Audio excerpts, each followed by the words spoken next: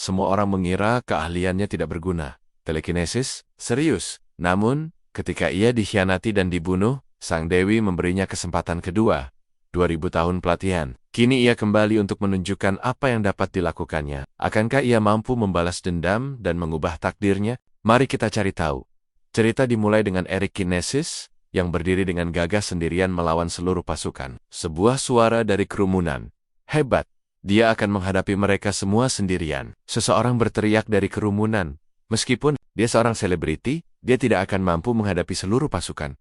Horor. Ia menghilang dalam sekejap. Komandan memerintahkan, "Pemanah! Tembak!" Banyak anak panah melesat ke arah sang tokoh utama pada saat yang bersamaan. Ia menangkis semua anak panah itu dengan satu gerakan tangannya. Salah satu anak panah melesat di antara mata seorang prajurit musuh.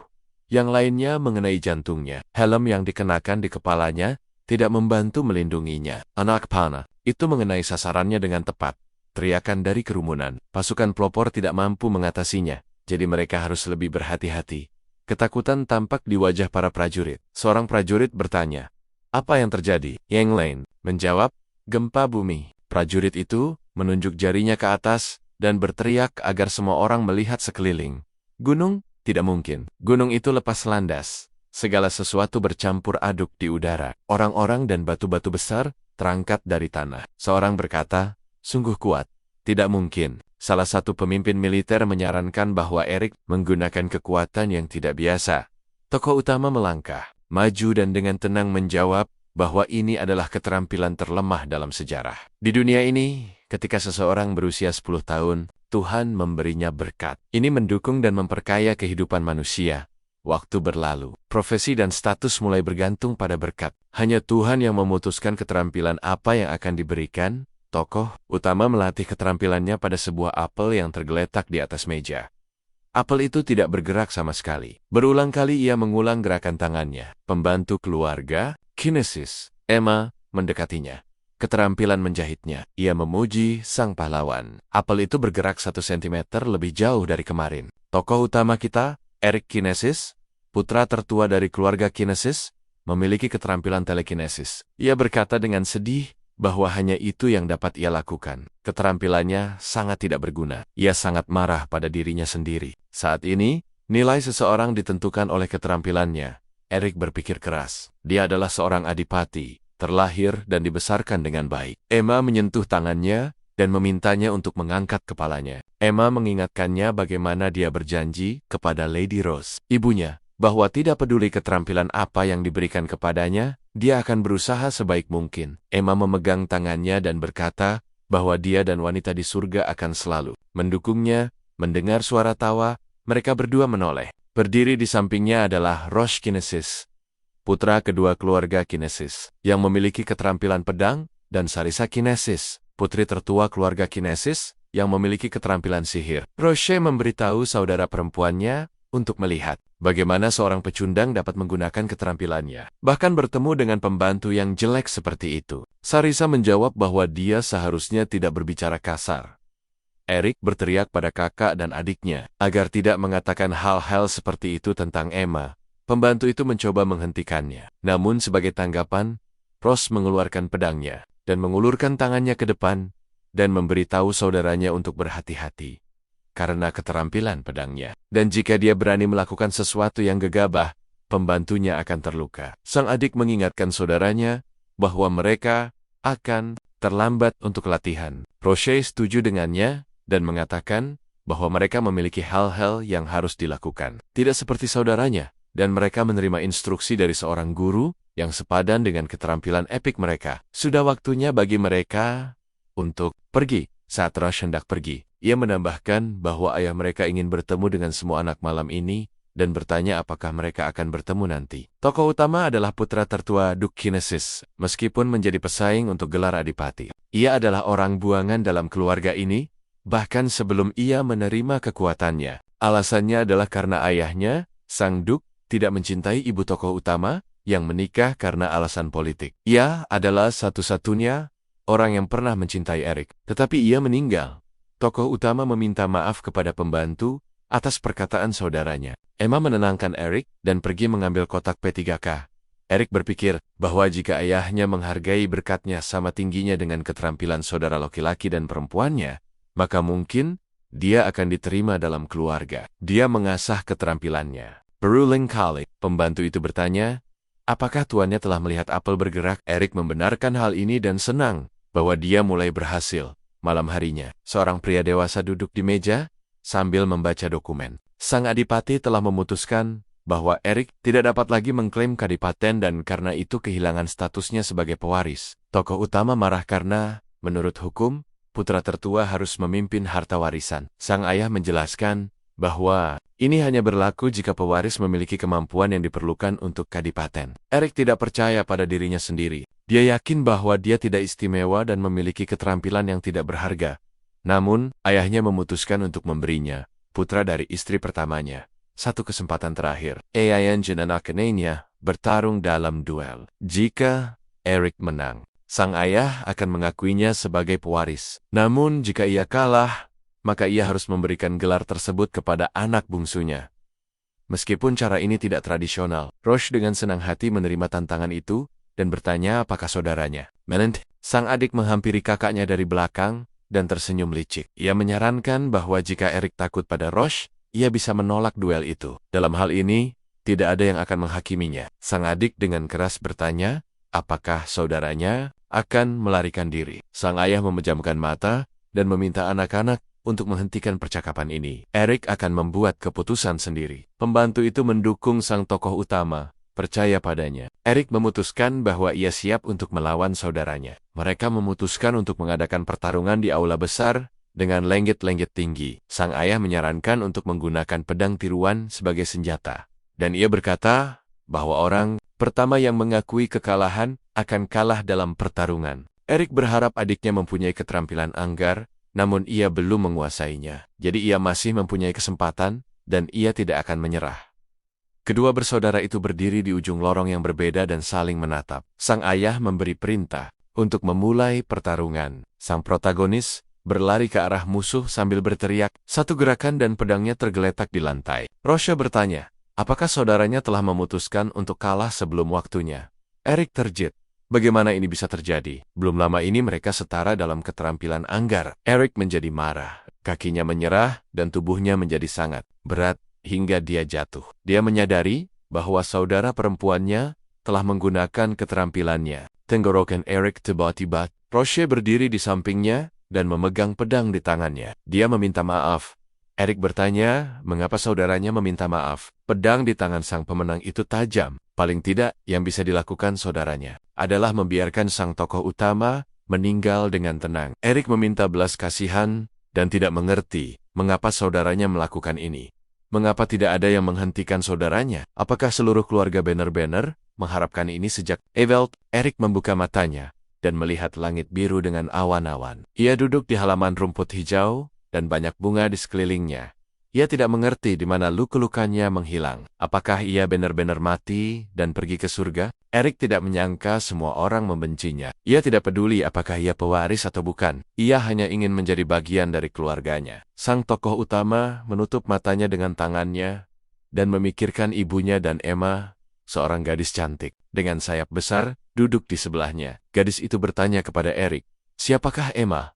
Erik membuka matanya dan merasa takut. Ia bertanya kepada orang asing itu, siapakah dia? Dari mana asalnya? Dan mengapa ia bersayap? Gadis itu dengan senang hati menceritakan tentang dirinya. Gadis itu adalah Dewi Pepina. Ia yakin bahwa tokoh utama itu tahu namanya dan setuju bahwa ia cantik. Erik setuju dan berkata bahwa ia pernah mendengar tentang Dewi seperti itu. Pepina bertanya, apakah ia dapat menceritakan semua yang ia ketahui tentangnya? Ia mencoba mengingat semua yang ia ketahui. Dewi Pepina menciptakan dunia tempat tinggal semua orang. Namun, secara lahiriah, dia sama sekali tidak seperti yang digambarkan dalam buku bergambar atau patung. Erik merasakan suasana yang menegangkan. Pepina menjelaskan kepadanya apa yang sedang terjadi. Singkatnya, dia berada di antara hidup dan mati. Dia adalah jiwa yang hampir mati, dan secara kebetulan sampai di tempat ini. Ini adalah fenomena langka yang hanya terjadi sekali setiap beberapa ribu tahun. Pepina bertanya, apakah dia perlu menceritakan semua detailnya? Sebagai tanggapan, Erik hanya menganggukkan kepalanya. Gadis cantik, tapi sedikit aneh itu sebenarnya adalah seorang Dewi. Dia mengerti bahwa protagonis ingin mengaguminya, tetapi memutuskan untuk langsung ke intinya. Dia mengangkatnya dengan kedua tangan terangkat dan memintanya untuk mendengarkan dengan saksama dan terkejut. Dia, Dewi Agung Pippen, sebelum mengembalikannya ke dunia orang hidup, akan memberinya keterampilan langka. Apakah Erik terkejut? Sang Dewi bertanya. Betapa bahagianya dia. Jika dia tidak bisa berkata-kata, dia meminta protagonis untuk menceritakan padanya tentang kegembiraan yang menggelegak di hatinya saat dia tenang. Dia memutarnya di lengannya seperti bulu dan memintanya untuk memanggilnya Dewi terbaik, untuk mengatakan bahwa dia mencintainya, bahwa dia baik dan cantik. Sesuatu seperti itu.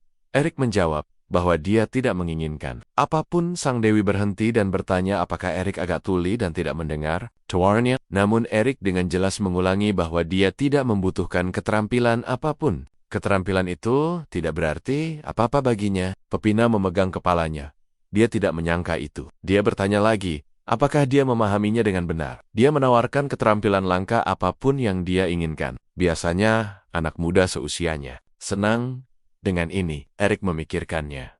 Sang Dewi terus berbicara tentang bagaimana sang tokoh utama masih muda dan perlu bermimpi besar. Leluhur seorang raja yang memerintah kerajaan utara adalah orang-orang kaya, dan para pahlawan yang mengalahkan Raja Iblis Mistis, mereka semua mendapatkan keterampilan mereka di sini darinya.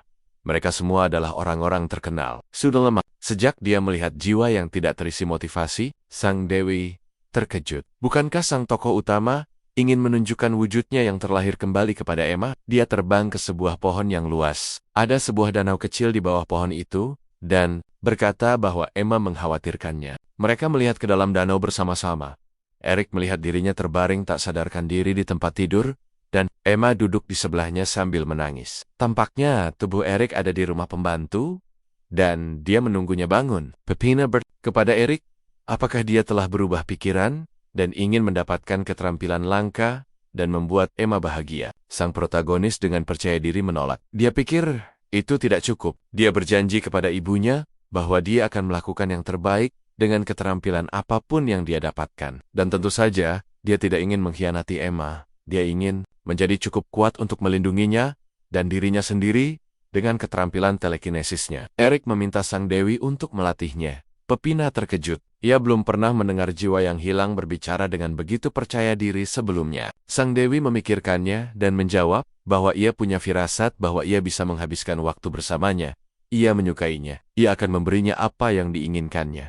Erik senang. Pepina berkata bahwa melatih telekinesis akan memakan waktu. Erik setuju dan berkata bahwa ia siap untuk itu. Dalam benaknya, ia meminta maaf kepada Emma karena telah membuatnya menangis dan memintanya untuk menunggu sebentar. Percaya diri dengan kekuatannya, Erik berdiri di depan danau. Ia menaruh tangannya di dadanya dan berjanji bahwa ia akan kembali lebih kuat dari sebelumnya. Ia tidak peduli berapa tahun yang dibutuhkan jika Sang Dewi bisa melatih keterampilan telekinesisnya. Sang protagonis berteriak keras bahwa waktu untuk bernostalgia telah berakhir. Ia akan menyelesaikan pelatihannya dalam waktu yang sangat singkat. Dan kemudian dia memutuskan untuk menjelaskan berapa lama pelatihannya akan berlangsung. Sang Dewi terkekeh dan berkata bahwa menurut perhitungannya, 2000 tahun. Mata Erik membesar karena terkejut. 2000 tahun? Dia bertanya bahwa dia akan menjadi tua dan mati saat dia berlatih. Pepina menenangkan Erik. Apakah dia benar-benar berpikir dia tidak mengerti itu? Dia adalah seorang dewi. Sang protagonis meminta maaf.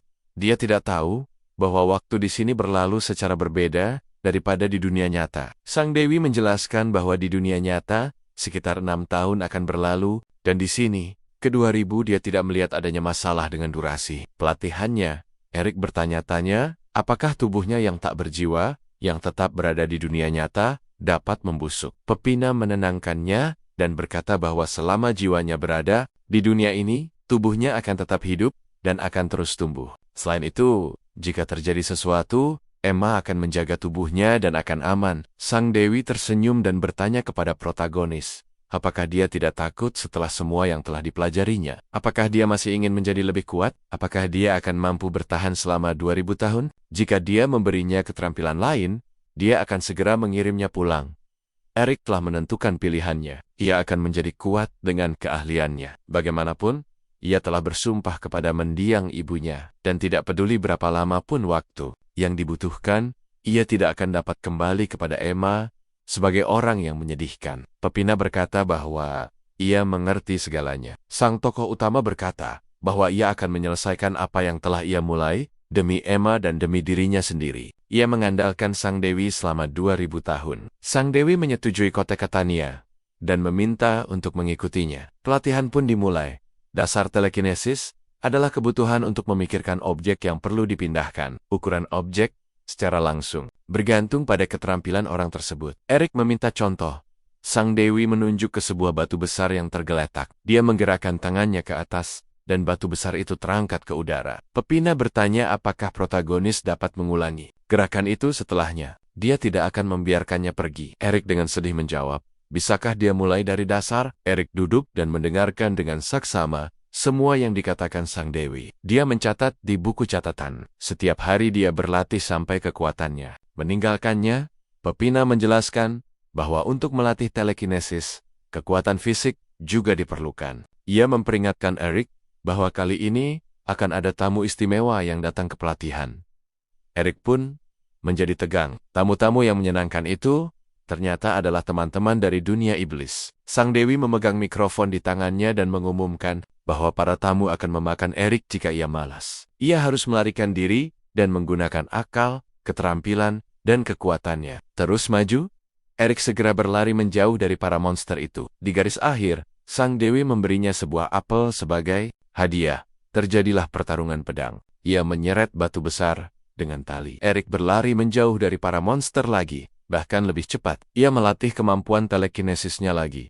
Pepina memujinya atas kerja kerasnya. Beberapa waktu kemudian, selama latihan telekinesis, sang tokoh utama memamerkan kekuatan barunya. Ia mengangkat gunung besar dengan pepohonan dan bukit-bukit yang tumbuh di atasnya. Sang Dewi terkejut, karena ia dapat menggunakan kemampuan itu tanpa membaca mantra. Ia lulus ujian dan Sang Dewi memujinya. Ia berkata bahwa anak laki-laki yang hampir tidak dapat menggerakkan satu batu pun telah tumbuh menjadi orang yang luar biasa, dan ia bahagia untuk Eric. Latihan selanjutnya adalah pertarungan pedang. Pepina bertanya, apakah sepertinya sang tokoh utama sudah pernah kalah dalam pertarungan serupa? Tiba-tiba, ya, Eric teringat bahwa pernah ada pertarungan serupa. Ia dan Roche, itu hanya pertarungan mereka. Kakaknya memiliki keterampilan anggar, dan adiknya memiliki ilmu sihir. Pedang itu terlepas dari tangan sang tokoh utama. Sang Dewi memegang pedang itu di leher Eric, dan mengatakan kepadanya untuk tidak khawatir, karena ia telah melatihnya sendiri. Sekarang, ia bisa menang. Satu gerakan tangannya, dan Eric mengembalikan pedang itu ke tangannya. Gerakan lainnya dan pedang dari tangan Sang Dewi jatuh ke samping. Eric dengan yakin mengatakan bahwa sekarang ia pasti akan menang. Pepina tersenyum.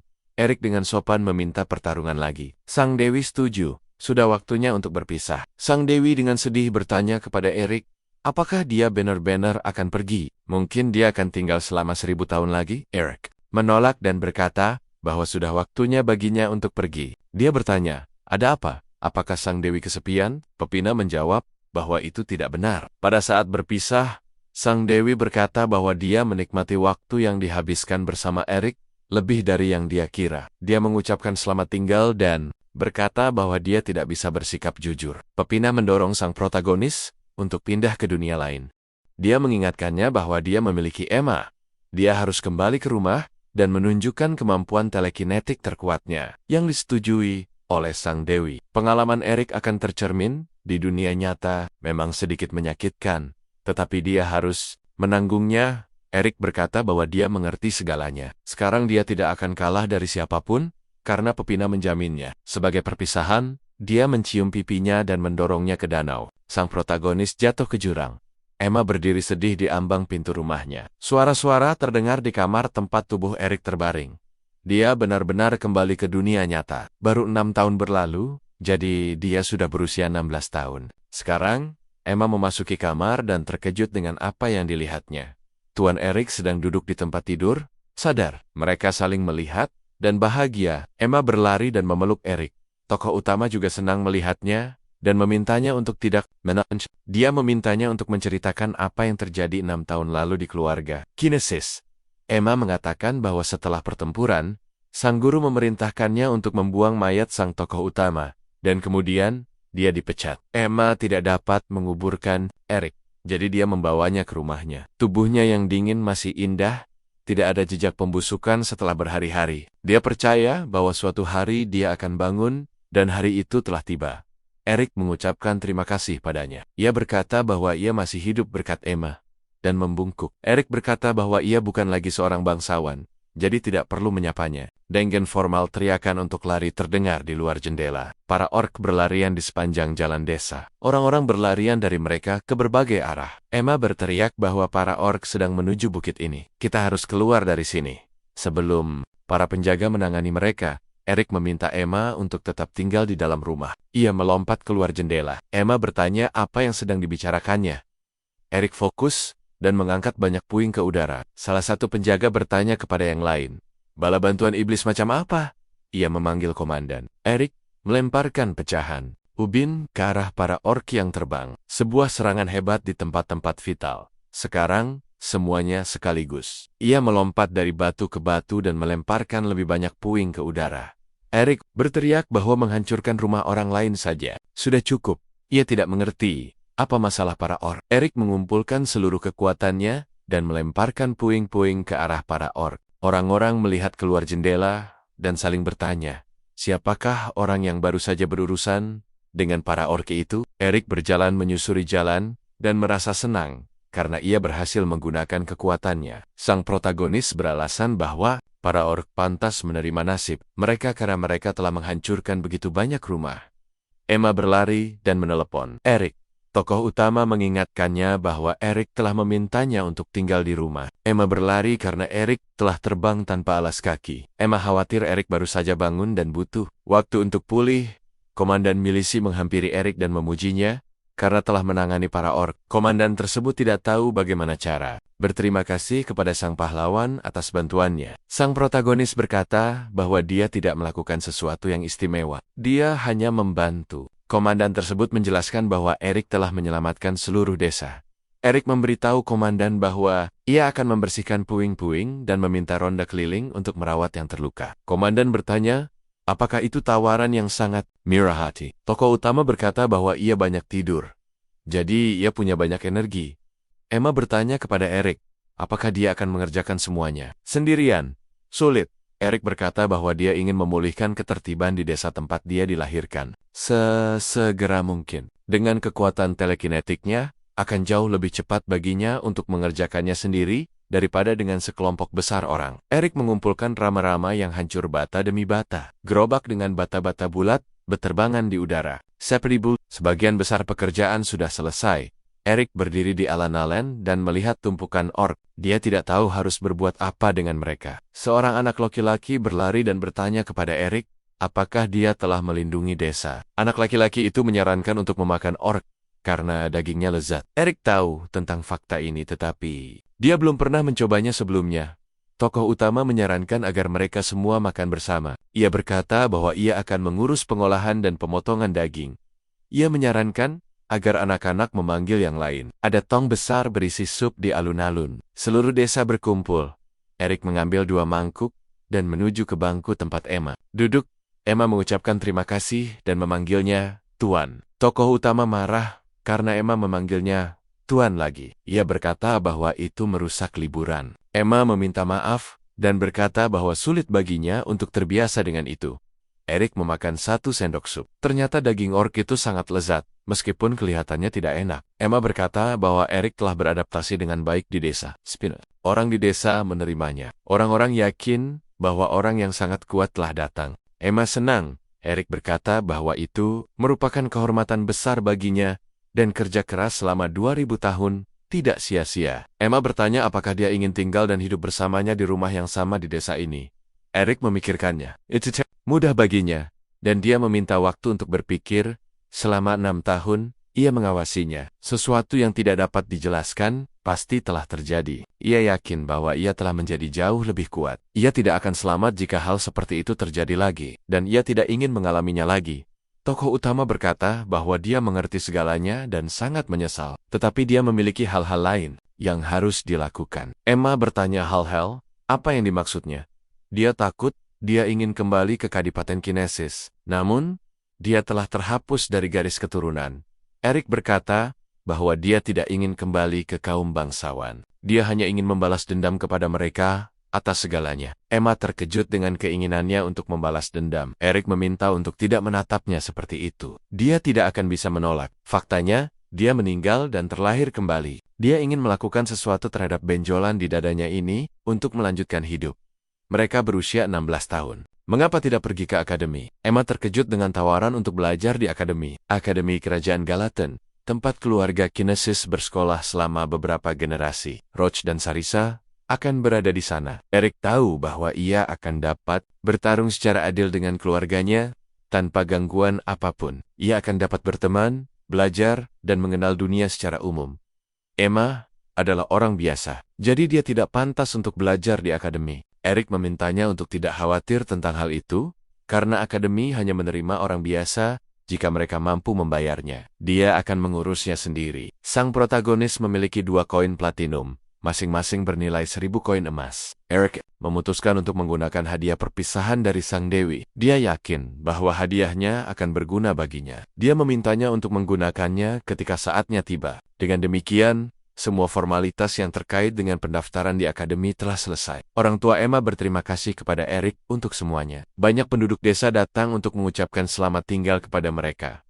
Setelah beberapa saat, Akademi Galaten muncul di depan. Itu adalah kastil yang besar dan indah. Eric bertanya kepada Emma, apakah dia khawatir? Dia setuju, dan berkata bahwa dia belum pernah ke tempat yang begitu indah sebelumnya. Dia menunjukkan tempat di mana upacara penerimaan diadakan. Seseorang datang dari belakang dan bertanya, apakah mereka adalah siswa baru? Sang protagonis setuju. Pemuda tak dikenal itu berkata bahwa dia pikir begitu. Dia mengklarifikasi bahwa dia dan gadis tak dikenal itu juga menuju ke upacara penerimaan. Akan sedikit mencurigakan jika dia berbicara kepada Eric tiba-tiba, bukan? Pemuda itu memperkenalkan dirinya sebagai putra seorang pedagang dari ibu kota. Namanya Niket.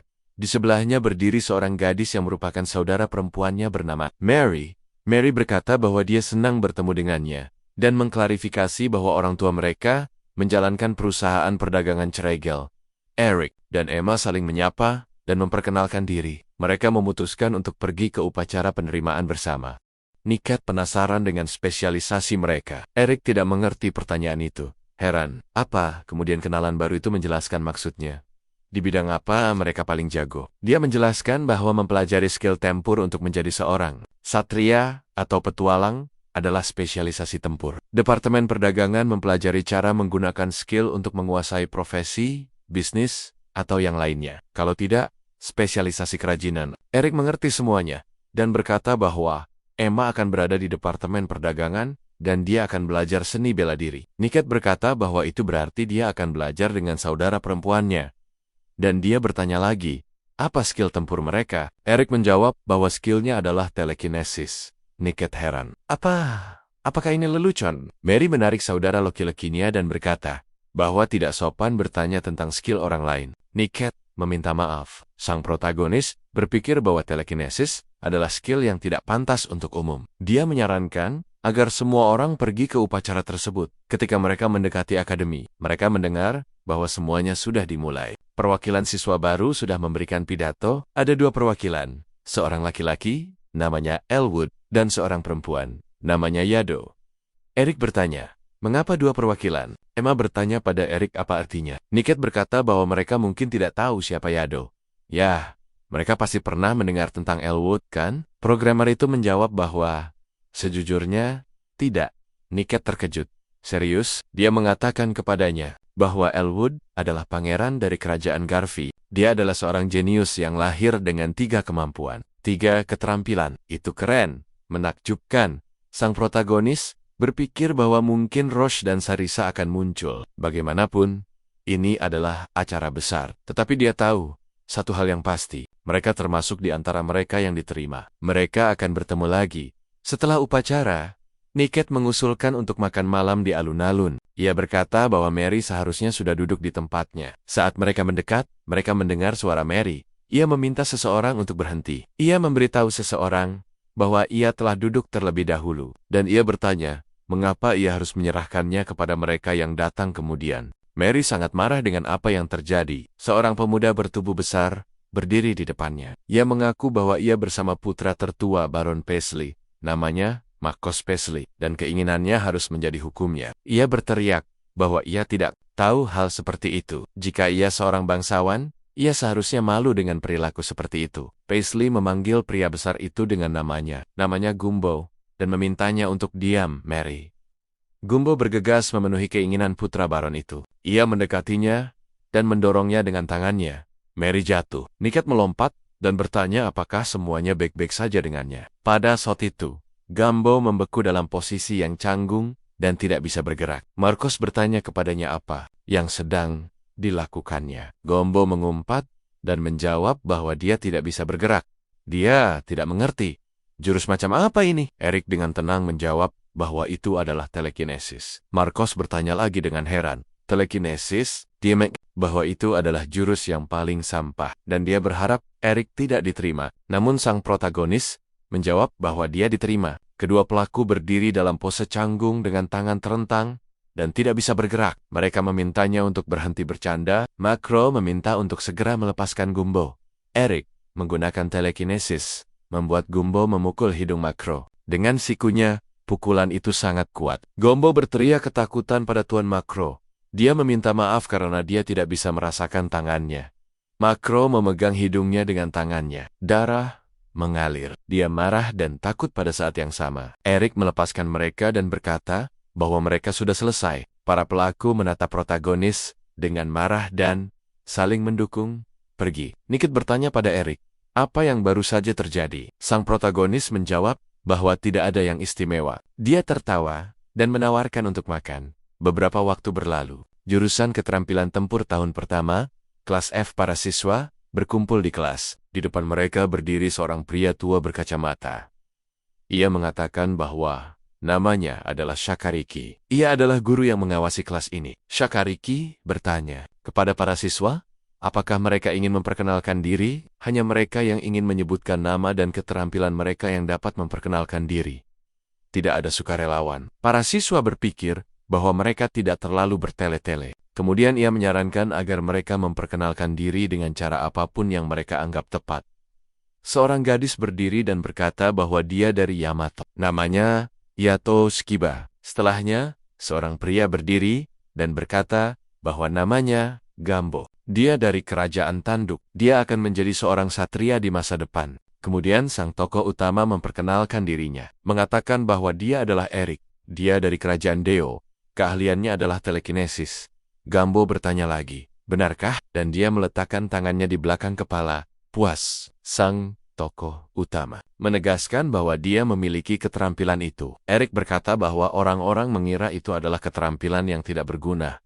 Tetapi dia tidak berpikir demikian. Gambo mengatakan kepadanya bahwa dia tidak berpikir orang yang hanya bisa menggerakkan benda dapat dibandingkan dengan keterampilan bertarung yang sebenarnya, tidak peduli seberapa keras dia mencoba. Eric mencoba berdebat dengannya. Guru itu mendengarkan perdebatan verbal mereka, meletakkan kedua tangannya di atas meja, dan menyarankan bahwa dalam kasus itu, mungkin mereka ingin mengadakan pertarungan demonstrasi. Gambo terkejut dengan kejadian ini. Guru itu melanjutkan dengan mengatakan bahwa dia akan membantu mengatur semuanya. Sebentar lagi akan ada turnamen pertarungan, di mana siswa baru akan dinilai berdasarkan prestasi mereka. Dia membetulkan kacamatanya dengan tangannya dan berkata bahwa dia juga menyadari bahwa ada banyak permusuhan pribadi di antara anak-anak laki-laki itu. Mereka pergi ke arena bela diri di kampus. Eric tidak percaya bahwa pada hari pertamanya, ia harus berpartisipasi dalam pertarungan tiruan. Guru bertanya, apakah mereka siap? Sang protagonis menjawab bahwa ia siap. Gambo juga menjawab bahwa ia siap untuk memulai. Guru mengangkat tangannya dan memerintahkan untuk bertarung. Mereka berdiri berhadapan. Gambo membuat wajah menakutkan. Ia mengepalkan tinjunya dan bersiap untuk bertarung. Eric mengendurkan tangannya dan bersiap untuk menggunakan keahliannya. Gambo meneriakkan keahliannya. Eric meneriakkan keahliannya. Murid-murid lain berdiri di samping dengan mulut menganga. Keahlian Gambo adalah tubuh baja. Ia berteriak bahwa keahliannya berada di level ke-19. Ia dapat mengubah seluruh tubuhnya menjadi baja. Ia tidak pernah terluka. Gambo menyerang lebih dulu dan mengutuk. Ia tidak menyangka Eric akan menghindar dengan cekatan. Eric menggunakan keahliannya. untuk menopang dirinya sendiri dan menghindar. Ia mengulurkan tangannya dengan 2 jari dan bertanya, "Bagaimana dengan jurus ini?" Dengan menggunakan telekinesis, ia mengangkat Gambo ke udara dan membantingnya dengan keras ke lantai. Gambo tetap berdiri dan berkata bahwa tidak ada yang berhasil. Dia bahkan tidak merasakannya. Kemudian Eric, dengan kedua tangannya, mengangkat Gambo ke udara lagi dan mulai memutarnya. Gambo bertanya, apakah sang tokoh utama akan terus memutarnya? Dia bersikeras bahwa apapun yang Eric lakukan, itu tidak akan berpengaruh padanya. Kemudian, sang tokoh utama mulai memutarnya lebih keras, dengan kecepatan yang luar biasa. Dia memutuskan bahwa Gambo masih seorang pria, meskipun dia sepenuhnya terbuat dari baja. Jika dia memutarnya dengan cepat, dia bisa menang. Eric memit. Untuk beberapa saat lagi, Gambo terdiam dan kehilangan kesadaran. Eric mengembuskan napas dan melemparkannya dengan keras ke lantai. Guru datang untuk memeriksa dan berkata, tidak heran dia pingsan, bawa dia ke ruang perawatan secepatnya. Guru memutuskan untuk mengumumkan bahwa ada pemenang dalam pertempuran ini. Namun, dia terdiam dan mendengar Gambo bergerak. Sang tokoh utama juga mendengarnya dan berbalik. Gambo berdiri seperti zombie. Kepalanya tertunduk dan tatapannya kosong. Dia mendesah bahwa dia akan menjadi seorang satria pada saat itu. Seluruh hidupnya berkelebat dalam benaknya. Ia lahir di kerajaan tanduk, di tanah yang miskin. Pekerjaannya hanyalah mengekstraksi sumber daya untuk dijual ke negara lain. Di negara tempat orang hanya bisa menjadi penambang atau gelandangan, satu-satunya hartanya adalah ayahnya, seorang rakyat jelata yang menjadi seorang satria. Gambo tidak pernah tahu bagaimana ayahnya menjadi seorang satria. Tetapi, itu adalah satu-satunya hal yang bisa dibanggakannya. Ayahnya adalah orang hebat, seorang satria kerajaan. Seorang teman masa kecilnya bertanya, apakah dia tahu siapa itu? Kesatria. Gambo menjawab bahwa itu adalah pelayan raja kan? Saat masih kecil, Gambo terus berjuang untuk melindungi nama ayahnya, dan saat berusia 10 tahun, dia sangat senang saat menerima keahliannya. Sekarang dia bisa menjadi kesatria seperti ayahnya, namun di negaranya, hal itu mustahil. Orang-orang miskin di kerajaan tanduk tidak membutuhkan kesatria, mereka hanya membutuhkan pekerja.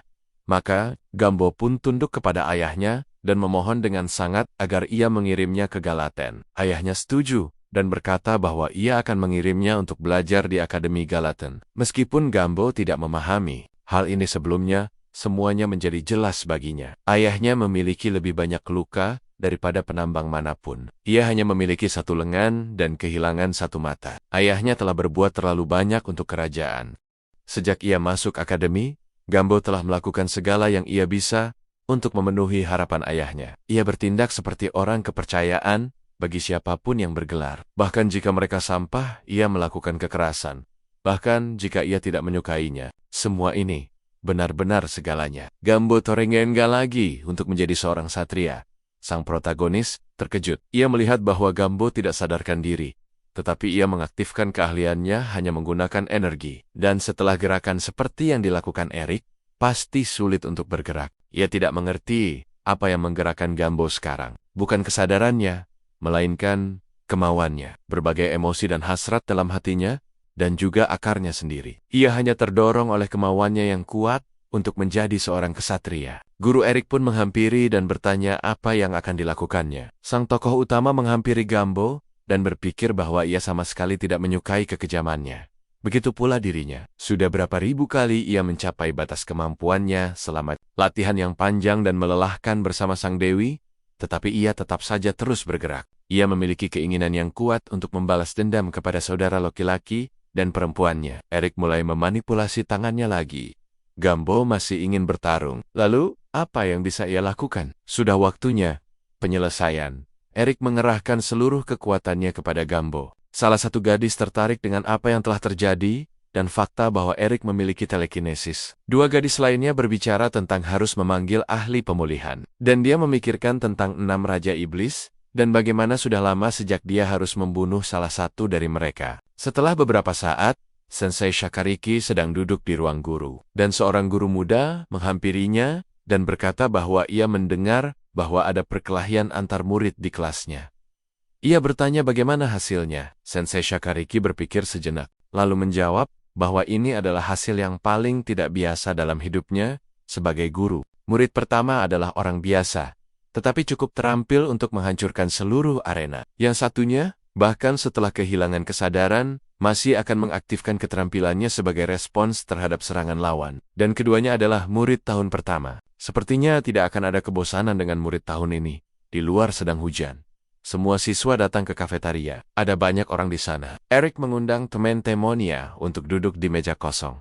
Hanya Gambo yang duduk di sana. Sang tokoh utama menyapanya. Gambo dengan kasar menyuruhnya diam dan tidak duduk di meja sebelahnya. Eric berkata bahwa saat itu sudah waktunya makan siang dan memintanya untuk tidak bersikap menyebalkan dan tidak mengabaikan tuan-men lainnya. Gambo melompat dan dengan keras bertanya, siapa yang memberi mereka izin untuk duduk di sini? Dia mengatakan bahwa tempat ini disediakan untuk Tuan Marcos. Gambo memperhatikan bahwa putra baron itu berjalan dengan nampan makanan. Dia melambaikan tangannya padanya dan memanggilnya, tapi Marcos bahkan tidak melihat ke arahnya. Dia lewat dengan beberapa teman pengganggu baru. Teman baru itu bertanya kepada Marcos tentang Gumbo. Siapa dia? Marcos dengan arogan menjawab bahwa dia tidak mengenal siswa yang tidak kompeten seperti itu. Dan di atas semua itu, dia memperlakukan semua orang dengan arogan. Bagaimana dia bisa tinggal di akademi jika dia kalah dari pecundang telekinetik? Marcos tertawa dan berkata dengan keras bahwa jika dia Gumbo, dia akan dengan sukarela meninggalkan akademi. Dia memanggil temannya Rox, dan mereka pergi ke meja lain bersama. Gumbo sangat marah. Eric mencoba menenangkannya, tetapi Gumbo mencengkram kerah bajunya dan berkata, cobalah saja. Kemudian dia bertanya kepada protagonis. Dia tidak akan memberinya nasihat yang menenangkan, bukan? Sang protagonis ingin mengatakan sesuatu, tetapi Gumbo menyuruhnya diam. Dan salah satu dari mereka memberitahu Gumbo bahwa dia kalah. Gumbo bertanya lagi, siapa yang mengatakan itu? Dan kemudian dari sisi lain, siswa lain menyuruh Eric untuk memukul Gumbo lagi. Dan kemudian yang lain mengatakan bahwa Gumbo harus terbang lagi. Dan yang keempat mengatakan bahwa Gumbo lemah dan hanya bisa berteriak pada yang lain. Semua siswa menentangnya. Seseorang berteriak bahwa pecundang seperti itu tidak bisa menjadi seorang satria. Mereka meminta Eric untuk menghukumnya. Mereka sudah berteriak dari sisi yang berbeda, memukulinya. Emma meminta mereka untuk tenang. Mary menarik adiknya, Niket juga meminta untuk tenang. Namun sekarang semua murid di kafetaria berteriak, memukulinya, memukulinya, memukulinya. Dengan menggunakan telekinesis, Eric membuat semua murid menutup mulut satu sama lain dengan tangan mereka. Dia meminta semua orang untuk diam dan berkata bahwa menurutnya, mereka tidak adil dalam masalah ini. Hanya dia yang bisa berbicara dengan Gumbo. Sang tokoh utama menoleh ke belakang dan menambahkan bahwa dia ingin semua orang diam. Dia berharap dia menjelaskannya dengan jelas kepada semua orang. Keheningan total terjadi. Eric mengembuskan napas dan berkata bahwa lebih tenang seperti itu. Pada saat itu, Gambo melepaskan Eric dan menuju pintu keluar. Sang protagonis bertanya kepada Gumbo, apakah dia punya sesuatu untuk dikatakan, tetapi dia mengumpat dan menjawab bahwa dia tidak punya apa-apa untuk dikatakan. Mereka berempat tetap duduk di meja. Eric bangkit dari meja, meminta maaf dan berkata bahwa dia ada urusan. Dia akan pergi. Miket terkejut dan bertanya urusan apa yang mungkin ada. Dia belum makan. Sang protagonis tidak menjawab dan menuju pintu keluar. Miket memanggil namanya lagi, tetapi Eric bahkan tidak berbalik. Kemudian Emma memanggilnya, tetapi dia tidak menanggapi dan pergi. Emma tahu bahwa Eric tidak akan kembali ke bangsawan. Dia hanya perlu membalas dendam. Dia telah mengkhawatirkannya sejak dia mengatakan kata kota itu padanya. Dia memasuki akademi seperti itu. Jadi orang paling baik yang pernah dikenalnya telah berubah. Tetapi dia melihat bagaimana sang protagonis mengkhawatirkan Gumbo. Emma mulai merasa sedikit lebih tenang. Di luar sedang hujan. Gumbo duduk di tanah dan menyandarkan punggungnya ke dinding. Dia teringat kata-kata Marcos bahwa dia harus pergi dengan sukarela. Gumbo berpikir dan berbicara pada dirinya sendiri. Dia telah datang sejauh ini untuk menjadi seorang satria. Jadi, itu adalah cerita yang menyedihkan. Pada saat itu, Eric muncul. Dia telah mendengar semua yang dikatakan Gumbo. Gumbo bertanya kepada protagonis apakah dia juga berpikir demikian. Eric menyapanya dengan nama dan menyarankan agar mereka kembali karena di luar sedang hujan. Tetapi dia bertanya kepada protagonis siapa yang salah sehingga dia seperti ini. Mungkin Eric bisa memberitahunya. Eric menjawab bahwa itu adalah kesalahannya sendiri karena menertawakan keterampilan protagonis. Terlebih lagi, Eric telah membuktikan kekuatan telekinesis. Gumbo menjawab, lihat, Protagonis mengatakan semuanya sendiri. Apalagi yang bisa kita bicarakan? Itu sebabnya Eric menolaknya dan berkata bahwa dia tahu betapa dia ingin menjadi seorang satria dan tahu seberapa keras dia bekerja untuk itu. Dan Gumbo membuktikannya dalam pertarungan kemarin. Gumbo memikirkannya. Eric bertanya, apakah dia mengerti ini? Gumbo menjawab, kalau begitu, lalu untuk apa semua ini? Apa yang diinginkan protagonis darinya? Eric memikirkannya dan mengulurkan tangannya. Hujan tidak berhenti. Gumbo menatap tangannya dengan bingung. Eric menawarkannya untuk berdamai. Gumbo menyeringai dan bahkan lebih terkejut. Sang protagonis berkata bahwa mereka tidak bertengkar, tetapi tetap menawarkan untuk berdamai. Gumbo bertanya, apakah Eric waras? Berdamai? Mereka bahkan bukan teman? Eric bertanya mengapa dan menjawab bahwa mereka bertarung dengan adil. Itu membuat mereka berteman. Eric berdiri di sana dengan tangan terentang dalam tawaran persahabatan. Gumbo menatapnya dengan sedih. Kemudian Eric bertanya, apakah menurutnya Marcos, yang tidak peduli padanya, lebih cocok sebagai teman? Gumbo memikirkannya. Dia mengerti bahwa putra baron yang sombong itu telah mengkhianatinya. Gumbo dengan senang hati setuju untuk berteman. Ia memegang tangan tokoh utama, dan Eric membantunya berdiri. Gumbo meminta maaf karena menertawakan telekinesis. Kemudian ia berkata bahwa meskipun mereka berteman, lain kali ia tidak akan memberi kesempatan kepada tokoh utama. Eric tertawa dan berkata bahwa ia juga akan berusaha sekuat tenaga. Gumbo menawarkan diri untuk pergi. Eric setuju. Ketika mereka datang ke akademi, mereka melihat pengumuman. Pengumuman itu mengatakan tentang ujian keterampilan. Disarankan untuk menggunakan keterampilan dan memacu diri hingga batas maksimal. Akan ada 3 ujian, pertarungan individu, tim yang terdiri dari 3 orang, dan pertarungan demi bendera. Teman-teman membaca pengumuman itu. Tokoh utama berkata bahwa isinya terlalu menakutkan untuk desain yang imut seperti itu. Gumbo menjawab bahwa itu adalah acara besar yang diadakan 3 kali setahun. Jadi, panitia mengerahkan banyak upaya untuk itu. Kali ini untuk para mahasiswa baru, Eric mengatakan kepadanya bahwa kompetisi individu tidak masalah. Tetapi kompetisi tim, yang terdiri dari 3 orang, sulit. Gumbo mengatakan kepadanya bahwa mereka perlu menemukan 1 orang lagi sebelum batas waktu pendaftaran. Tokoh utama bertanya, apakah Gumbo menganggapnya sebagai rekan setim sekarang? Saat mereka berdiri dan berbicara, beberapa pria lewat. Eric mendengar percakapan mereka. Gadis itu memanggil pria itu sebagai saudara dan bertanya bagaimana dia menyukai akademi ini. Pria itu menjawab bahwa dari kesan pertamanya, sebagian besar pemalas di sini. Eric pikir dia mengenali suara-suara itu. Dia memperhatikan mereka dan menyadari siapa itu. Dia akhirnya menemukan mereka. Tiba-tiba, semuanya berguncang, dan kaca mulai pecah. Retakan mulai merayap di sepanjang dinding dan langit-langit. Sang protagonis menyadari bahwa mereka adalah kakak beradik. Gelombang tercipta di sekitar tubuhnya. Ini adalah keterampilannya. Yang bekerja, batu-batu beterbangan dari langit-langit, lantai mulai runtuh. Gumbo menjerit. Apa yang terjadi? Dia bertanya pada Eric. Apa yang salah dengannya? Apakah keterampilannya menjadi tidak terkendali?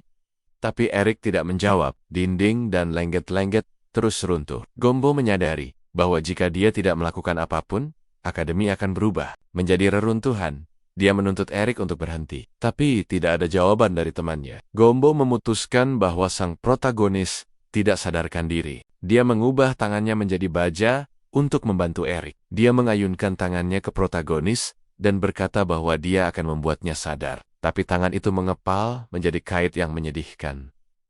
Gumbo melihat ini dan mengutuk tangan yang berubah menjadi baja tidak berfungsi. Dia menyadari bahwa dia tidak akan bisa mendekati protagonis. Maka dia perlu mengubah seluruh tubuhnya menjadi baja. Seluruh tubuhnya dapat menahan tekanan telekinesis seperti balok baja. Tipatsek, Gumbo berubah menjadi besi dan menyerbu Eric.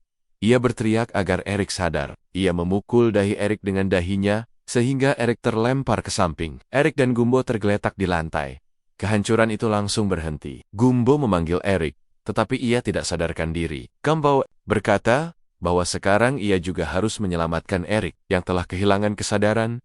Seminggu telah berlalu sejak saat itu. Tempat latihan adalah fasilitas di halaman sekolah. Di sana, para siswa berlatih bersama untuk meningkatkan keterampilan mereka. Gumbo dan Eric duduk bersama, dan sang protagonis bertanya dengan rasa bersalah, apakah dia yakin dia baik-baik saja. Gumbo menjawab bahwa tidak apa-apa. Akademi mempekerjakan penyihir dengan keterampilan medis tingkat atas. Mereka membantunya berdiri kembali pada akhir hari. Eric meminta maaf atas apa yang terjadi. Dia menjelaskan bahwa ketika dia bangun di kamar asramanya, Emma dan Nikit memberitahunya apa yang terjadi. Dia dan Gumbo dibawa ke rumah sakit untuk dirawat. Keterampilan yang tidak terkendali tampaknya umum bagi siswa seusia mereka. Para guru tidak menegur mereka. Koridor yang rusak menjadi normal kembali. Sang protagonis tidak pernah berpikir bahwa dia akan lepas kendali ketika dia melihat mereka. Dia meminta maaf kepada Gambo sekali lagi. Gambo menanggapi untuk membuat protagonis rileks. Teman, harus saling membantu. Dia tidak peduli bahwa ini terjadi, jadi tidak perlu khawatir. Inti dari hari ini adalah untuk menemukan rekan setim, untuk berpartisipasi dalam turnamen seni bela diri. Eric benar-benar lupa tentang itu. Nikit baru saja memberitahunya saat makan siang bahwa Departemen Seni Bela Diri menargetkan turnamen seni bela diri. Itu diadakan 3 kali setahun untuk siswa. Perut, untuk Departemen Perdagangan, ada kompetisi seni dan kerajinan, dan penjualan kue, di mana produk-produk yang dibuat dengan keterampilan dipamerkan dan dijual. Para bangsawan dan pedagang terkenal sering menghadiri acara-acara ini. Ini adalah 2 acara terbesar di akademi. Turnamen akan memengaruhi nilainya, dan ada periode pendaftaran terbatas. Jadi jika dia ingin berpartisipasi dalam kompetisi tim seni bela diri, dia perlu menemukan orang ketiga sesegera mungkin. Eric kemudian mengatakan kepadanya bahwa dia mengerti segalanya. Jadi mereka mulai mencari. Tokoh utama menghampiri Yatoshikiba dengan sebuah tawaran. Ia meminta maaf dan berkata bahwa ia tidak tertarik dengan kompetisi beregu. Mary juga berkata bahwa ia tidak mau, karena ia memiliki terlalu banyak pekerjaan. 2 orang yang menjadi incaran sang tokoh utama menolak. Jadi mereka harus mencari orang lain. Seseorang memanggil mereka dari atas dan menyuruh mereka lari karena bola-bola itu akan jatuh. 2 bola besar jatuh menimpa Eric dan Gambo dari atas. Kedua sahabat itu tidak berpikir panjang. Tokoh utama menghentikan 1 bola dengan telekinesis dan menaruhnya di tanah. Bola kedua dihentikan oleh Gambo. Ia membuat tangannya menjadi besi dan memukul bola itu. Bola itu pecah dan jatuh ke samping. Tidak jelas bagaimana bola-bola itu terbang ke arah mereka. Salah satu gadis itu sedang berlatih dengan bola-bola itu. Seseorang berkata kepadanya bahwa jika ia ingin berlatih sendiri, ia harus melakukannya. Di tempat lain Gambo bertanya apakah ia membidik. Tampaknya mereka tidak dapat mengikuti tindakan mereka. Tokoh utama menjawab bahwa ia tidak sendirian di sana. Sebenarnya ada 2 dari mereka yang sedang berlatih. Gadis yang memegang bola-bola itu memiliki lawan. Mereka mencoba untuk saling memukul dengan bola. Mereka melemparnya dan menghindarinya. Mereka menangkap bola lawan dan melemparkannya kembali. Namun, seorang gadis tidak dapat menanganinya dan terlibat dalam pertarungan jarak dekat. Gadis lainnya sangat terkejut dengan kejadian ini. Gadis pertama menendang gadis kedua dengan tendangan melompat. Gadis itu jatuh ke lantai dan pertarungan berakhir. Gadis yang menendang mengatakan bahwa itu adalah pertarungan yang bagus. Tetapi gadis kedua, sang protagonis, berkomentar dengan terkejut bahwa pertarungan berakhir dengan cepat. Gambo menjawab bahwa jelas bahwa dia tidak membuang-buang waktu, dan tiba-tiba sebuah suara terdengar di belakang mereka yang mengatakan bahwa dia malu ketika mereka berbicara seperti itu. Mereka menegang karena terkejut dan berbalik ke arah suara itu adalah gadis yang sama, yang lincah dan cepat. Dia bertanya kepada mereka, "Mereka tahun pertama kan?" Dia berkata bahwa dia berada di kelas B, namanya Fine. Senang bertemu dengan kalian. Dia memeluk mereka berdua di leher dan berkata bahwa dia melihat mereka menghentikan bola besi. Itu menakjubkan. Dia menyentuh otot-otot Gambo, mengaguminya, dan bertanya, apakah dia ahli dalam penguatan fisik? Aku yakin dia harus banyak berlatih kan? Dan kemudian dia menoleh ke Eric dan bertanya apa keahliannya. Sihir, dia berkata, dia tidak terlihat seperti pria dengan senjata, dan memintanya untuk memberitahunya. Pria itu berdiri, dan protagonis berkata bahwa mereka harus pergi ke tempat pelatihan lain. Gambo berkata bahwa dia juga berpikir begitu. Fine bertanya, apakah mereka pikir mereka bisa melarikan diri darinya? Dan tiba-tiba dia muncul di depan mereka lagi. Dia berkata bahwa akselerasi adalah keahliannya, dan tidak ada yang bisa menandinginya dalam hal kecepatan. Dia menunjukkan keahliannya kepada mereka, dan meminta mereka untuk menunjukkan keahlian. Mereka juga Eric berkata bahwa dia memiliki telekinesis. Dia sangat terkejut dan tidak mempercayainya. Dia memikirkannya dan bertanya, apakah dia menyembunyikan beberapa keterampilan lainnya? Sang protagonis menjawab bahwa dia tidak menyembunyikannya, dan berkata bahwa dia hanya memiliki kemampuan telekinesis. Dia terkejut lagi dan tidak mempercayainya. Gambo membela temannya dan berkata bahwa dia tidak berbohong. Dia secara pribadi menjel. Fine terkekeh dan berkata bahwa jika dia membanggakan otot-ototnya, dia bisa mempercayainya. Gambo bertanya, kapan dia membanggakannya? Dia mengabaikan pertanyaannya dan bertanya apakah mereka ingin berlatih dengannya. Mereka tidak terlihat lemah, terutama yang berotot. Teman-temannya memikirkannya dan berterima kasih padanya atas tawaran itu, menolak. Fine tidak ketinggalan dan menawarkan untuk berlatih setidaknya hari ini. Eric dengan tegas menolak dan mengatakan bahwa mereka tidak berlatih. Dia bertanya apakah mereka mencari rekan setim untuk turnamen bela diri. Apakah mereka ingin dia bergabung dengan mereka? Fine berkata bahwa dari semua siswa yang berlatih di sana sekarang, dialah yang terkuat dan tercepat, dan dia akan mendapatkan banyak manfaat dari mereka jika mereka bisa berlatih bersama. Gambo merasa bahwa ini agak terlalu tiba-tiba dan bertanya kepada tokoh utama apa yang harus dilakukan. Eric mengatakan kepadanya bahwa dia telah melihat pertarungannya dengan baik. Dia memiliki keseimbangan yang tepat antara kecepatan dan kekuatan. Fine dengan senang hati mengatakan bahwa semuanya telah diputuskan. Dia bertanya siapa nama mereka. Teman-teman itu memperkenalkan diri. Fine menoleh ke Eric dan Gambo dan berkata bahwa pertemuan mereka sudah ditakdirkan. Senang bertemu dengan kalian. Anak-anak laki-laki itu menjawab bahwa mereka juga sudah ditakdirkan. Mereka bertiga pergi untuk mendaftar ke turnamen. Eric berkata, meskipun tempat ini diperuntukkan bagi pendaftaran siswa baru, antreannya sangat panjang. Gambo setuju dan berkata bahwa turnamen bela diri musim pertama bersifat opsional. Dengan kata lain, mereka semua adalah siswa tahun pertama jurusan bela diri yang percaya diri dengan kemampuan mereka. Gambo berteriak keras bahwa timnya akan menjadi pemenang turnamen. Para siswa yang mengantre melotot ke arahnya. Eric menutupi wajahnya dengan tangannya dan bertanya mengapa ejekan yang tidak ada gunanya ini dimulai. Dia meminta Fine untuk mengatakan sesuatu. Namun, Fine telah melihat seorang pria besar dan berlari untuk mengagumi otot-ototnya. Dia bertanya, apakah dia akan berpartisipasi dalam kompetisi individu. Eric tidak punya pilihan selain pergi dan mendaftar sendiri. Eric mengira jika mahasiswa tahun pertama yang percaya diri dengan kemampuannya mendaftar, maka kakak dan adiknya juga akan ikut serta dalam turnamen tersebut. Ia melihat formulir pendaftaran turnamen bela diri semester pertama. Sang tokoh utama mengira bahwa turnamen itu bisa menjadi ajang balas dendamnya, dan ia akan melibatkan orang-orang tak bersalah ini dalam rencananya. Ia begitu tenggelam dalam pikirannya, hingga tak sengaja menabrak punggung pria yang berdiri di depannya. Eric langsung meminta maaf.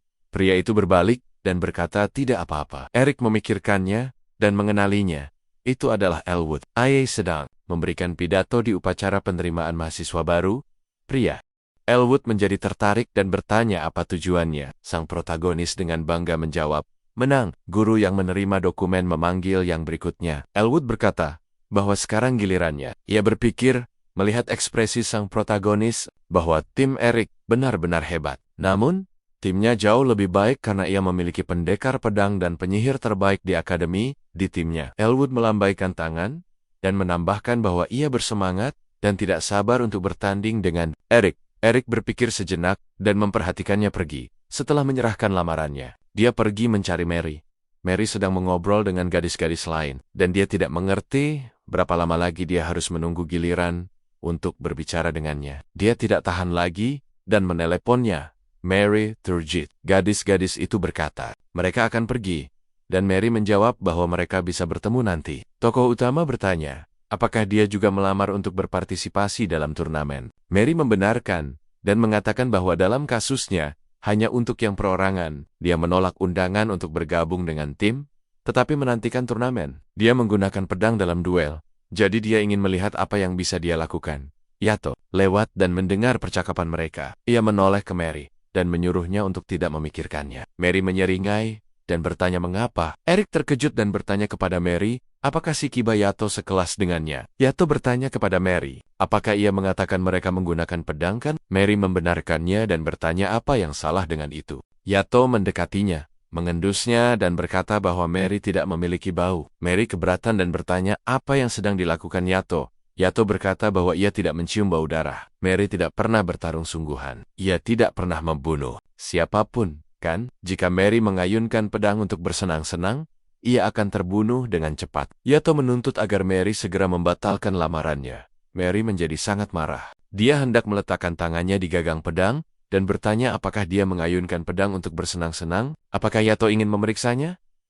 Aku memintanya untuk tidak salah paham. Dia tidak bermaksud menghasutnya, dan karena Mary, bahkan, belum pernah menyentuh gagangnya, dia seharusnya mengerti perbedaan keterampilannya. Mary menjadi semakin marah mendengar kata-kata ini. Dia hendak menghunus pedangnya. Eric berdiri di antara gadis-gadis itu, dan memberitahu Mary untuk tidak melakukan itu. Tidak mencoba menghunus pedangnya di depan umum. Mary menjadi tenang, dan berkata bahwa dia mengerti semuanya. Apakah itu menyenangkan atau tidak? Dia akan mengetahuinya sendiri di turnamen seni bela diri. Yato mengatakan kepadanya bahwa dia akan menantikan untuk bertanding dengannya. Setelah kata-kata ini, dia berbalik dan pergi. Eric menghela napas dan berkata, "Mengapa selalu dia?" Mary berdiri di belakangnya dan sangat kesal dengan apa yang telah terjadi. Dia mengepalkan tangannya dan bertanya, apakah ini berarti dia tidak layak untuk dihadapi? Eric melihat Yato pergi dan memberitahu Mary untuk tidak khawatir tentang provokasi murahan ini. Namun Mary hanya berbalik dan berjalan ke arah yang berlawanan. Eric terkejut dengan ini. Dia pikir dia bukan satu-satunya yang memiliki tujuan dalam turnamen ini. Saat itu, Elwood sedang menuju keluar untuk menemui tim yang menunggunya. Ia memberitahu mereka bahwa ia telah mendaftar untuk pertandingan tim dan meminta maaf karena membuat mereka menunggu. Tim Elwood terdiri dari Roche dan Sarisa. Sarisa berkata bahwa Pangeran Elwood tidak perlu pergi. Ia bisa saja meminta bantuan. Temannya, Elwood menolaknya karena tidak perlu melakukan itu. Ia adalah siswa biasa di akademi. Ia berkata bahwa itu sepadan. Ia bertemu dengan orang-orang hebat. Roche terkejut dan bertanya, apakah ada orang yang memenuhi standar seorang pangeran? Jenius dengan 3 keterampilan. Sang pangeran membenarkan. Roche terkejut. Siapakah orang itu? Elwood berkata bahwa timnya adalah Roche, pendekar pedang jenius dari kerajaan Dio, dan adik perempuannya, penyihir jenius Nona Sarisa. Bersama dengannya, mereka akan menjadi tak terkalahkan. Di tempat latihan, perkelahian latihan sedang berlangsung. 2 orang sedang berlatih di salah satu lapangan. Yang satu berhenti dan melihat ke lapangan sebelah. Yang pertama mengatakan kepadanya bahwa dia tidak boleh membolos latihan. Dia tahu bahwa turnamen akan segera dimulai kan? Yang menonton menjawab bahwa ada beberapa siswa yang sangat bagus. Dia menunjuk ke lapangan sebelah. Yang kedua juga melihat dan bertanya, siapa itu di sana? Fine dan Gambo sedang berlatih di lapangan sebelah. Dia melompat ke atasnya dan ingin memukulnya, tetapi dia menghindar dan menangkis pukulan itu. Dia bertanya padanya apakah sepatu botsol tetap juga senjata. Dia memiliki beberapa pengalaman dalam seni bela diri. Dia membenarkan kata-katanya.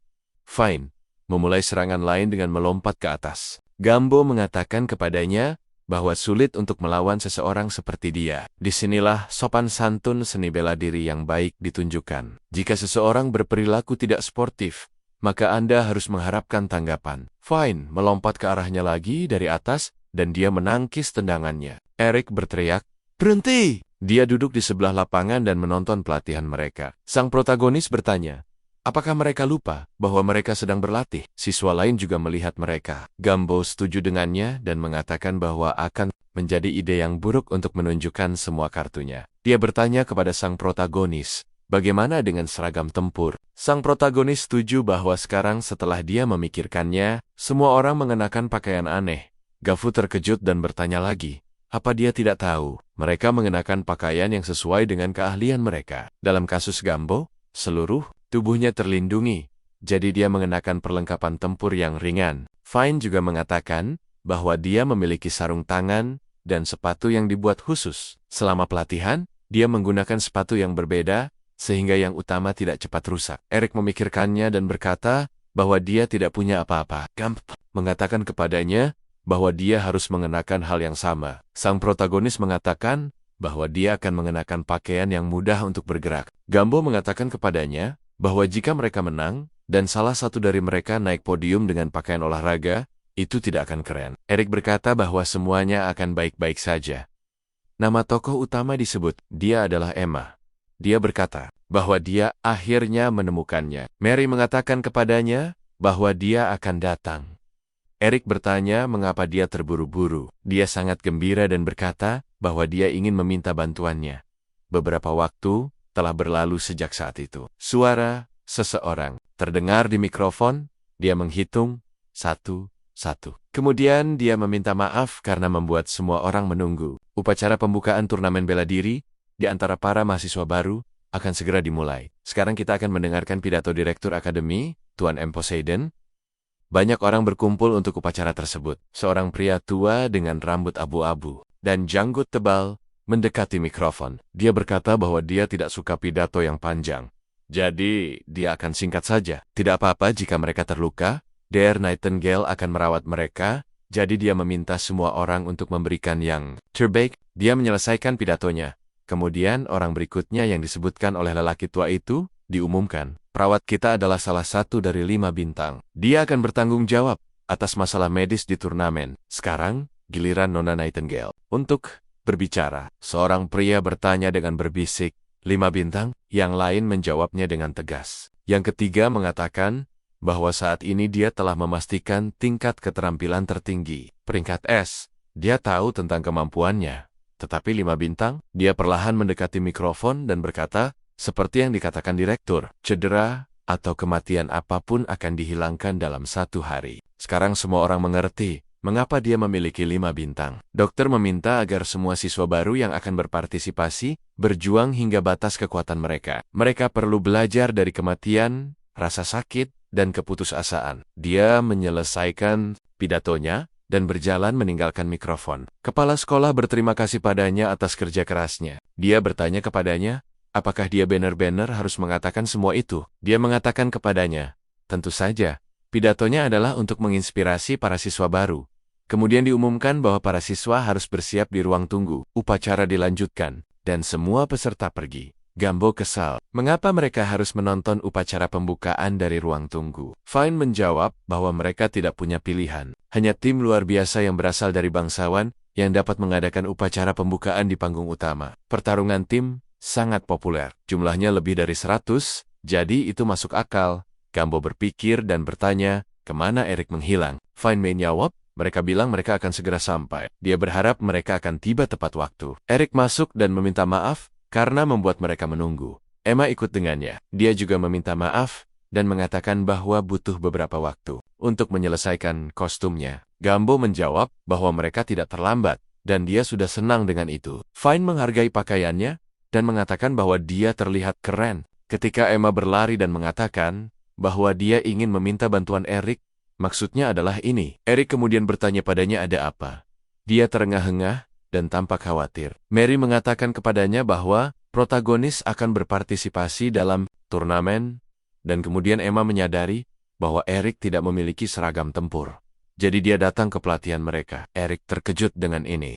Emma berkata bahwa jika Eric tidak keberatan, maka ia dapat menggunakan keterampilan menjahitnya. Ia ingin Eric mengizinkannya menjahitkan baju perang untuknya. Eric sangat senang, setuju, dan meminta untuk membuatkannya baju tempur. Eric bertanya apakah ada yang bisa ia lakukan untuk membantu. Eric akan melakukan apa saja. Fine bertanya apakah ia butuh bantuan untuk mengukur tubuhnya. Dan ia berkata bahwa Eric tidak perlu membuka pakaiannya saat itu juga. Baju perangnya sangat keren. Emma bertanya, apakah ada bagian yang terlalu ketat? Eric menjawab bahwa baju perangnya luar biasa. Baju perangnya dibuat dengan kokoh, tetapi pada saat yang sama ringan dan tidak membatasi gerakan.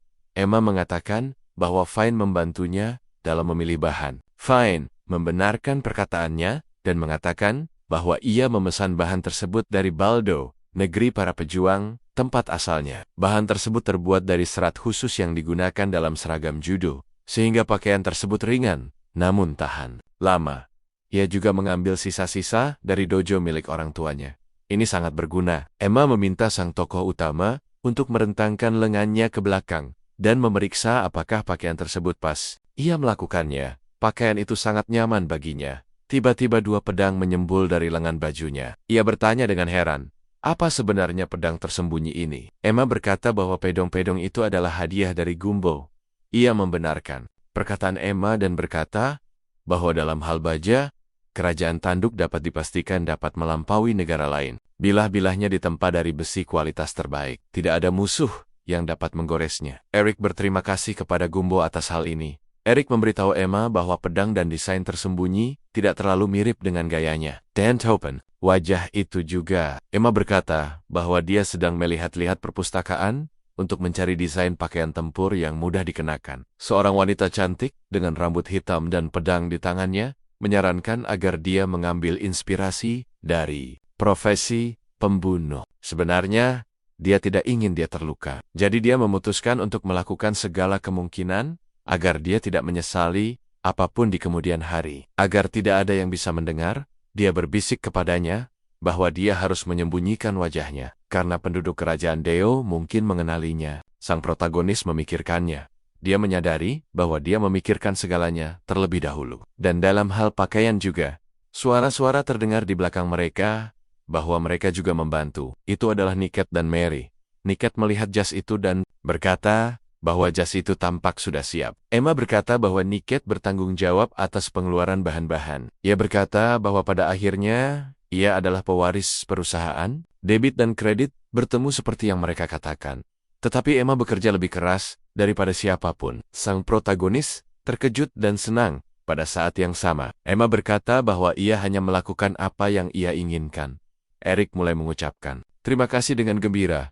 Air mata mengalir di matanya. Ia menutupi wajahnya dengan tangannya dan berkata bahwa ia hanya membalas semua yang telah dilakukan Eric. Eric bertanya mengapa ia menangis, dan para lelaki mulai menghakiminya. Gumbo berkata bahwa Eric salah. Fine bertanya bagaimana mungkin membuat seorang gadis menangis. Mary berkata bahwa Eric adalah yang terburuk. Eric terkejut dan bertanya apa salahnya. Emma menjawab bahwa tokoh utama tidak ada hubungannya dengan hal itu. Ia senang, jadi ia menangis. Ia menyadari betapa banyak teman baik yang ia miliki. Ia senang dapat masuk ke akademi ini. Eric berkata bahwa ia juga sangat senang. Niket mengatakan bahwa peraturan pertarungan memperebutkan bendera akan segera dijelaskan kepada mereka yang berpartisipasi dalam kompetisi tim. Pada upacara tersebut, diumumkan bahwa sebelum peraturan dijelaskan, setiap tim harus mengucapkan sumpah. Elwood Gallatin, Roach Kinesis, Sarisa Kinesis harus melakukannya terlebih dahulu. Maju. Elwood maju ke mikrofon dan mengatakan bahwa pertama-tama mereka akan bersumpah untuk bertarung secara adil dan jujur. Roche dan Sarisa mengatakan mereka bersumpah. Eric menatap mereka dan berpikir, adil dan jujur. Dia tidak akan pernah percaya kata-kata mereka berdua. Gumbo berkata bahwa tokoh utama itu tidak tampak seperti dirinya sendiri. Fine. Bertanya mengapa. Eric Cook, dia meletakkan tangannya di bahu Eric dan menenangkannya. Mengatakan bahwa tim sudah siap. Dia memiliki baju tempur. Yang tersisa hanyalah menang. Eric berpikir bahwa mereka bertiga memiliki tujuan yang sama untuk menang. Satu-satunya orang yang bisa dia percaya adalah teman-temannya. Gumbo berkata bahwa mereka akhirnya mulai menjelaskan. Mikrofon berkata bahwa sekarang pembicara akan menjelaskan peraturan pertarungan memperebutkan bendera. Gumbo bertanya, siapa orangnya? Sang protagonis menjawab bahwa itu adalah Shakariki Sensei, sang guru. Shakariki berkata bahwa peraturannya sederhana. Setiap anggota tim akan mendapatkan salah satu benda ini. Yang harus mereka lakukan hanyalah bertarung untuk benda ini. Ia menunjukkan bahwa ia memiliki cincin di tangannya. Shakariki berkata bahwa batas waktunya adalah 7 jam. Setiap tim harus mengumpulkan 3 gelang. Tim yang berhasil mengumpulkan jumlah yang dibutuhkan akan berhak untuk berpartisipasi dalam turnamen utama yang akan diadakan di sini. Tim yang menang akan pergi ke tempat pertandingan. Tim yang kehilangan gelang akan dikirim ke ruang tunggu atau ruang perawatan. Gelang hanya dapat diambil jika musuh dalam keadaan kehilangan semangat juang atau tidak sadarkan diri. Tentu saja, diperbolehkan untuk mengambil gelang dari orang yang sudah meninggal. Ketika waktu yang ditentukan tiba, mereka akan pindah ke lokasi pertempuran. Itu saja. Setelah menyampaikan aturan, mereka pergi berlatih di ruang tunggu. Niket datang bersama Emma dan Mary dan berkata bahwa dia melihat betapa kerasnya mereka mempersiapkan diri. Emma mengucapkan, semoga sukses untuk ketiganya. Niket berkata bahwa mereka pasti akan mendukung mereka, termasuk Mary tentunya. Mary dan meminta untuk tidak berbicara mewakilinya. Fine berkata bahwa Mary adalah sekutu mereka yang kuat. Sang protagonis membenarkan kata-katanya. Gumbo berpikir dan menghampiri Mary. Eric memanggilnya. Mary sangat terkejut dengan apa yang terjadi. Gumbo menundukkan kepalanya dan meminta maaf. Niket bertanya dengan heran apa yang sedang dilakukannya. Mary bertanya kepada Gumbo, apakah dia meminta maaf atas kejadian itu. Gumbo membenarkan, dan mengatakan apa yang dia lakukan saat bertemu dengannya sangat buruk. Dia tidak berharap Gumbo akan memaafkannya. Dia memintanya untuk membiarkannya meminta maaf. Kalau tidak, dia tidak pantas mendapatkan dukungannya. Eric tidak mengharapkan ketulusan seperti itu darinya. Mary memikirkannya dan memintanya untuk mengangkat kepalanya. Tiat berkata bahwa jika dia adalah teman Eric, maka dia juga temannya. Wajar untuk mendukung teman. Gumbo berterima kasih padanya untuk itu. Fine terkejut dengan apa yang terjadi dan bertanya kepada Eric apa yang baru saja terjadi. Dia tidak percaya bahwa Gumbo telah menundukkan kepalanya. Eric memikirkan apa yang telah terjadi. Dia tidak tahu apakah dia bisa tetap diam dalam situasi seperti itu. Teman-temannya yang melawannya tidak tahu tentang tujuannya. Haruskah dia mengatakan yang sebenarnya kepada mereka? Dia baru saja memutuskan untuk memberitahu mereka semuanya ketika dia menemukan dirinya di tempat yang tidak diketahui. Dia sangat terkejut. Di mana dia? Dan dia melihat gelang di tangannya. Gumbo memanggilnya. Dia bersama Fine. Sang protagonis bertanya, apakah mereka ada di dekatnya? Apakah mereka benar-benar telah dipindahkan ke lokasi tersebut? Fine mengerti bahwa semuanya akhirnya dimulai. Babak pertama. Lokasi babak pertama turnamen seni bela diri, pertarungan untuk bendera, ruang bawah tanah tipe hutan, hutan Viro, lautan pohon besar. Fine bertanya, apa yang harus mereka lakukan sekarang? Gumbo meminta untuk berpikir. Lalu bertanya, haruskah kita mencari tim musuh dan menghabisi mereka? Eric menjawab bahwa mereka memerlukan semacam rencana. Dan dia berpikir, haruskah dia memberitahu mereka sekarang? Apakah mereka akan mempercayainya? Haruskah dia mengganggu mereka dengan ini? Jika ini adalah pertarungan tim, dia memutuskan untuk memberitahu mereka Fine Mangerit. Ia melihat peluru berterbangan ke arah Eric. Ia memanggil skill akselerasinya dan berlari ke arah protagonis. Menangkis serangannya. Lengannya tergores dan darah mulai mengalir. Eric mengumpat. Bagaimana ia bisa tidak menyadari serangan ini? Ia bertanya pada Fine, apakah ia baik-baik saja? Ia berteriak bahwa semuanya baik-baik saja dan memintanya untuk menggunakan telekinesis. Mereka diserang lagi. Gumbo menutupi mereka dengan punggungnya dan memanggil skill tubuh bajanya. Peluru memantul darinya ke samping. Ia menyadari bahwa peluru itu tiba-tiba menargetkan protagonis. Fine berkata bahwa sepertinya seseorang menggunakan skill tembakan jarak jauh. Mereka harus menemukannya terlebih dahulu. Sang protagonis setuju. Dengannya, Eric bertanya-tanya, apa yang sedang ia lakukan? Fine terluka karena dirinya. Saat ini, dua orang sedang duduk di pohon di suatu tempat yang jauh. Yang satu bertanya, berapa peringkatnya? Yang kedua meminta untuk menunggu sebentar. Dia hampir selesai. Dia berkata bahwa dia melihat skill raksasa ini adalah level tubuh baja ke-19, tidak ada pengembangan skill. Dia akan menghadapi dua yang tersisa, sementara pengintai itu terganggu. Sekarang mari kita lihat level telekinesis apa yang dikabarkan mereka miliki. Siswa itu berkata, mereka akan menang. Di masa lalu, skill hanya meningkatkan tubuh fisik. Seiring waktu, seiring manusia berevolusi, mereka berubah. Dan sekarang ada ribuan jenis yang berbeda. Skill dibagi menjadi 3 kategori. Pangkat klasifikasi tingkat urda, dan dokter beserta guru, menyaksikan semua pertarungan. Ada peringkat dari G hingga S5 orang. Dengan keterampilan terkuat yang dikenal sebagai bintang 5, diklasifikasikan sebagai peringkat S. Klasifikasi ini dibagi menjadi 4 kategori. Pajak sihir adalah proses mengubah kekuatan sihir seseorang menjadi salah satu atribut dan melepaskannya. Memperkuat senjata yang seseorang pegang dan gunakan untuk bertarung, merupakan keterampilan senjata, spesialisasi dalam mengubah sifat tubuh. Fisik dan memperkuat kemampuan fisik adalah peningkatan fisik pada shot ini. Ada serangan lain. Gumbo berkata bahwa serangan itu tidak mempan padanya. Fine meminta untuk tidak terbawa suasana, karena serangan berikutnya sudah mendekat. Dia menjawab bahwa lintasannya terlalu mudah untuk dihindari. Dia mempercepat dan bergegas menuju Gumbo untuk menyelamatkannya dari serangan dan mendorongnya ke samping. Pada shot ini, dia menyadari bahwa musuh sedang membaca gerakannya. Gumbo memblokir semua serangan dengan tubuhnya, sebuah keterampilan yang sama sekali berbeda sifatnya dari 3 yang dijelaskan. Ini adalah keterampilan tunggal. Sang protagonis menggunakan telekinesisnya dan menghentikan semua serangan. Semua peluru tergantung di udara. Dia bertanya kepada teman-temannya, apakah mereka baik-baik saja?